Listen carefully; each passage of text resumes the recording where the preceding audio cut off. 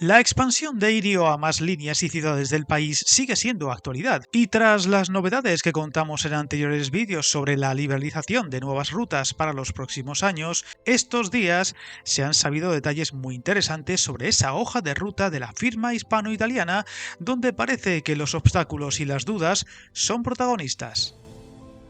Ha sido en el marco de Fitur, la Feria Internacional del Turismo de Madrid, donde como cada año las firmas de trenes han anunciado novedades y Enirio, su máximo responsable, Simone Giorini, ha hablado claro de los planes de expansión de esta compañía, siempre ambiciosos, pero que la red española tiene el difícil reto de dar el salto a rutas donde conviven dos anchos de vía distintos, el ibérico y el internacional, barrera insalvable para sus trenes actuales. Por eso, como ya informamos,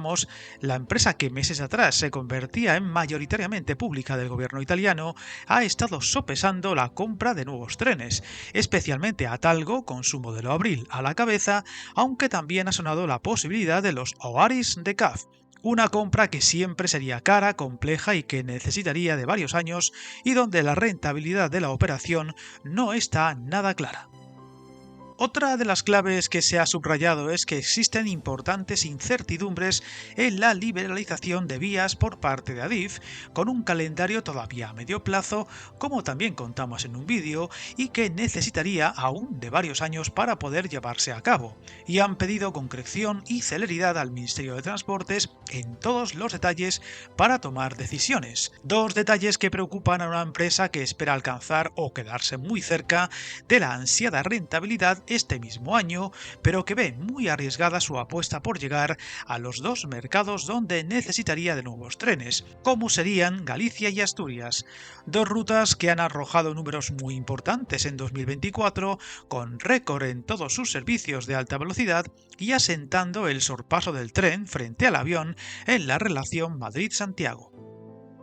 Viajar en tren nunca fue tan fácil. En trenes.com encuentra y reserva tus billetes de Renfe, Wigo, Irio y muchos otros países europeos. Vive experiencias únicas a bordo y recuerda, si vas sobre raíles, está en trenes.com.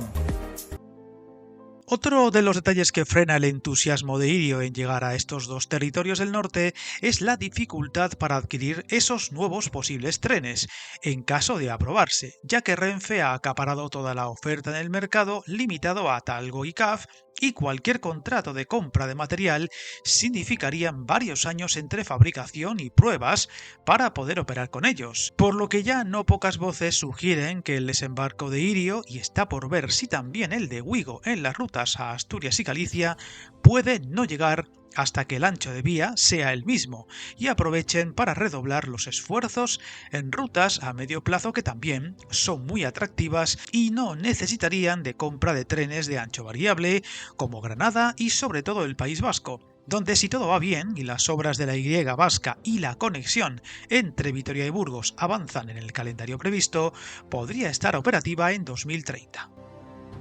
Tampoco acaban de ver claro los datos de viajeros potenciales, pues a pesar de las buenas cifras de la alta velocidad tanto a Galicia como a Asturias en ocupación, son muy relativas, y la oferta de Renfe ya de por sí es bastante alta, y no queda muy claro qué impacto tendría la irrupción en ambos mercados de Irio, si eso animaría a más viajeros a coger el tren o apenas supondría un trasvase limitado de viajeros desde Renfe, que nunca sería suficiente para acercarse siquiera a unas cifras que justifiquen la operación necesaria. Por lo que parece claro que el entusiasmo ofrecido meses atrás ha bajado considerablemente y la prudencia parece ser la nota dominante. Una Irio que tampoco ha acabado de dar el salto a la ruta hasta Elche y Murcia o cruzar Guadarrama y dar servicio a Segovia o Valladolid, donde sí ha llegado Wigo y que también había deslizado el interés por poder operar en el futuro en la ruta Madrid-Lisboa, una vez se puedan hacer viajes